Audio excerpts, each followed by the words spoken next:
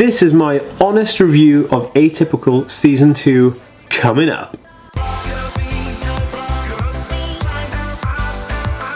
Hey, welcome back. I'm Dan. I have Aspergers Syndrome, ADHD, OCD and dyslexia. I make weekly videos on the content, so if you're new around here and you want to learn more about autism, consider subscribing to learn more. And don't forget to hit that notification bell to be part of the notification squad, because hey, who doesn't want to be part of the squad? So I reviewed Atypical Season 1 before it came out because I was working with Netflix on like a branded video to do a review of the show, and I was completely honest about the first one, and I did a small consultation with them to say what they could improve on the first one, and also, like, you know, what was really good, because you want to give people positive reinforcement as well. So I just want to recap. In Season 1 there was a lot of issues that we had where Sam was overloaded, and if those of you who are new around here, Sam is the main character who has autism in Atypical, and he was obviously overloaded with the symptoms to give more of a over-the-top kind of generic feel to autism, I believe, but this didn't really bode that well, and there wasn't much on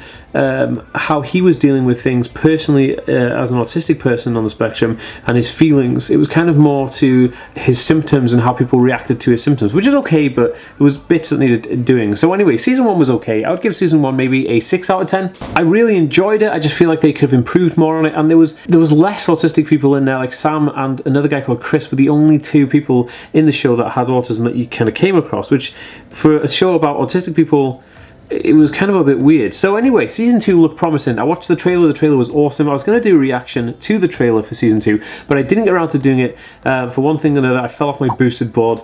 Yeah, that was not good. And I hit my wrist, but I'm okay now, so here is a review of Season 2. So we're going to start off, we're going to talk about the storyline, then we're going to talk about the autism within the show, and then we're going to look at like the overall kind of show, what my comments are overall. Okay, so first up, storyline. So the storyline goes, for me, and this is particularly the theme that I felt, it meant that no matter your ability, life will still kick you in the butt regardless. You know, so you go through Sam's family's kind of falling apart, so he's feeling it. Then his sister's also having some issues in school, and she's neurotypical. And then his parents are the parents of a kid with autism, and they're having issues. And so it doesn't really matter what your ability is within that family. Everybody is getting their butts kicked by life, and it shows that like that's a real thing. You know, like it's regardless. It doesn't make anybody special just because they have a condition or they don't have a condition. It's just an overall like, life is going to kick you in the butt. So the storyline as a whole was really good. It was a strong storyline. There was never any dark parts in it that got too serious. I mean, there's serious parts in it where his sister was having issues at school, with, to do with her friends and a friend's boyfriend trying to hit on her, and then Sam was dealing with the fact that he was on and off with the girlfriend that he had in the first season, and he started kissing this other girl, and then Sam was having a difficulty kind of dealing with the fact that the end of school is coming, but we'll cover that again in the next part, talking about the autism. But with those very like serious storyline parts, it never got really dark or dull, you know. It was always very consistent, and it was good, and I feel like the show represented individuals very well this time around. Another kind of thing that the storyline did in this one was it showed acceptance for difference in sexuality. So his sister is going through a change of hanging out with different people, having friends from different schools, and she gets really close with a girl, and his sister gets almost very close with a girl, almost kisses a girl, and the show ends off with them having feelings for each other, which is very interesting. It's a good thing to see in a TV show, because it shows balance between different is not less and different is not bad. You know, people from all walks of life make the world go round, and that's something we always need to remember. And with a show so brave and confident like this one about showing neurodiversity, it was good to have that storyline in there. I think it was a great fit. Okay, so on to my favorite part of it, the autism part of it, and reviewing the autism part of it. So I'll give you kind of like the bad stuff first and then the good stuff. The two bad points that I like to point out is, one, there's too much use of the jigsaw puzzle piece. Look, I know that some people on the spectrum use the jigsaw piece as an identificational badge, and that's fine, but to me it kind of almost looks a bit Autism Speaks, and again, Autism Speaks have got some really bad reputation within the community. I don't support them. I don't think the Autism Speaks charity is a good charity, but they use the puzzle piece, and I feel like the puzzle piece not only being used for Autism Speaks, it's just been done to death. Like, everybody uses it. It's been done all over the place. But I have friends that use it as their branding, which is totally fine, and I'm cool with that. I just mean that, to me, watching a show, I feel like the show should have been a bit more broader and realised that the community don't all really want that jigsaw piece all the time. The second thing was Sam goes to knock the door of where his mum was staying in a friend's house, and he knocks the door in a repetitive fashion, almost identical to that of a character Sheldon Cooper from The Big Bang Theory. And Sheldon Cooper has autism or Aspergers Syndrome in that, and he uses a special knock that's his knock because he likes routine and patterns.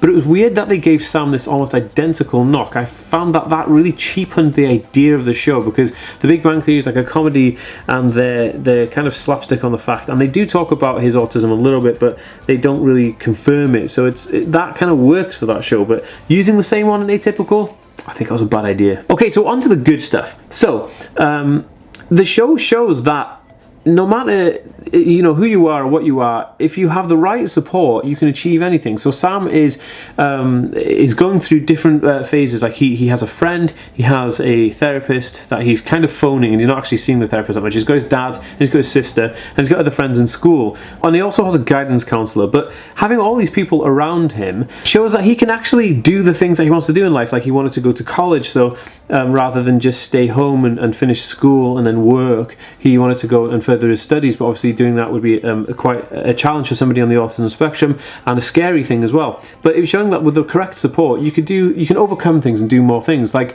he stood up in front of a whole crowd and did a speech which he'd never done before, but because he'd been exposed to that slowly and surely and having the support, he was able to do that. Kind of like, I feel like autistic people put into mainstream schools, they kind of adapt a little bit differently to people than they do when they're in special educational needs schools, because obviously they're put in a fashion and they're doing certain type of work there, which is excellent. But I feel like small exposure to mainstream schooling does actually help. But this show shows that in a roundabout way with Sam and how he interacts with the world, because he is in a mainstream school and he is doing the things that all the neurotypical kids do, and I think that's a good thing. The other thing that's really cool about that kind of support mechanism is the show shows a support group or a peer group, and the peer group is a group of people with autism that talk to each other and discuss their problems and their needs and their issues and the good things that they're doing in life. And it's amazing because it shows that when you have people that you relate to, you can make friends very easily, and having that relatability to relate to somebody takes a weight off your shoulders. It's that expression, a problem shared is a problem halved. Imagine you have a whole support group that understand your problem and you can share that with them. That's a good thing, and I think they did very well to include that. Oh, and also it shows them socializing, that autistic people can socialize in certain conditions with people who they relate to. So the idea of the autism part of this season shows that no matter how different you are or what your ability is, it won't stop you from achieving things. It will never hold you back. So Sam has issues and he's going through changes, and he faces many challenges in this season, but they don't stop him achieving the goals. Like, he wants to go to college and he gets in, and he applies to the college, and they really like his stuff and his work, and he's excellent at what he does, and there's nothing wrong with that. He holds down a job and he sticks up for his buddy, and it's really, really good to see how he is growing and overcoming certain things. Okay, it's never going to be perfect, but what happens is you have this overcoming certain challenges to a certain degree, and I think that's amazing. That's so positive, people. Anyone on the spectrum watching that, it's really good for confidence. So one thing that was really cool in this is the show showed the family members how they used coping mechanisms to help Sam. Like, they repeat his favorite Antarctic explorer story from Wikipedia to him when he's like having a meltdown or he's freaking out, and then they hug him and they press him really, really hard so that they have like that hard tension, so that no soft touching, and they're cool with his headphones, making sure that he is comfortable. But it shows all the coping mechanisms, and I think this is amazing, because in the first season they didn't show this, but we all have coping mechanisms. I mean, any parents watching this will know that there's coping mechanisms that you use daily which have to be done, and so I think it was good to include it because it shows a real life version of what was going on. Another cool thing is it touched on Sam's OCD with the birthday rituals. He had to go through do rituals for his sister's birthday because he felt like his tortoise was going to die because it did before, and he wanted to go through the ritual and do everything on there. But again, he didn't manage to complete all of those rituals, but he understood that not completing them didn't mean that anything bad was going to happen, and that he actually had to apologize to his sister because she was going through something else as well. Again, it was showing kind of like how you can learn different skills while still being on the spectrum, and I think this is very powerful. It also showed more of like the meltdowns, burnouts, and lashing out that can occur, because I think they were quite soft in the first one. He had one big meltdown, and then he was like on a burnout for a while, but this one showed like lashing out, like emotional lashing out. He threw a book down because he was getting stressed out, and those things are so real, and they're like everyday occurrences in any like autism household. And if you can relate to this, give the video a thumbs up, because I could certainly relate to it. You know, he gets super agitated, people write all over his book, and he's freaking out, he needs another book, and the woman won't give him a book, so he just throws the book down and like and runs right out of the school. And I think this is so interesting, and it was so good to see that, you know, it wasn't just meltdowns, it wasn't just burnouts, you know, all things can occur. Another cool thing which I really related to, and I hope you guys relate to this as well, was that Sam had a real struggle trying to find a new therapist. No therapist could kind of gel with him. They weren't really understanding autism. There was issues with them all, and I found this myself. I've been through 4 different therapists, and I found the first one I ever went to was the best one, and I went back to her, and I just found this really interesting that they put that in the show, because that is something that's touched on in my life, and I'm sure you guys have a relation to that. And if you have experienced this before, leave a comment in the comment section below and let me know how you have overcome this, or how you are dealing with the fact that you have to try and find a therapist, and what tactics work. Okay, so I'm just going to cover like just a couple of points for the overall show, right? So the show showed way more autistic people, and it was amazing, and I'm sure that most of those people who were playing autistic people were actually autistic individuals in real life, not neurotypicals playing autistic people, which was one of the complaints that the show had in season 1. It also displays how the family are reacting to autism as a unit, rather than just Sam going through it and dealing with it himself. It shows how his parents, his sister, his friends, everybody, how that affects the family and affects the family home, you know, how things are put in place around them. I find that very, very interesting, and that was powerful stuff. Overall, it was very well made, it was very emotionally compelling, it was light-hearted when it needed to be, it was serious when it needed to be, there was enough drama, there was enough fun, and it was great because it set this tone, and the whole tone feels like autism. I can't explain it any other way, but there's extreme kind of highs, extreme lows, but there's a constant kind of like you're trying to figure something out in the show, you know, oh, is this going to happen, is that going to happen, and that's what it feels like autism to me. It feels like you're constantly judging to see if something's going to go off or happen, and you're trying to juggle all these things, and that's what the show kind of represents. When you watch it, I felt comfortable because I felt like it was just normal life, and I found that very interesting. Let me know what you thought about that too. So I'd give this show an 8 out of 10 because it was pretty decent. If it didn't have the Sheldon Cooper knock, and it didn't have the jigsaw pieces in there, maybe it would have got a 10 out of 10.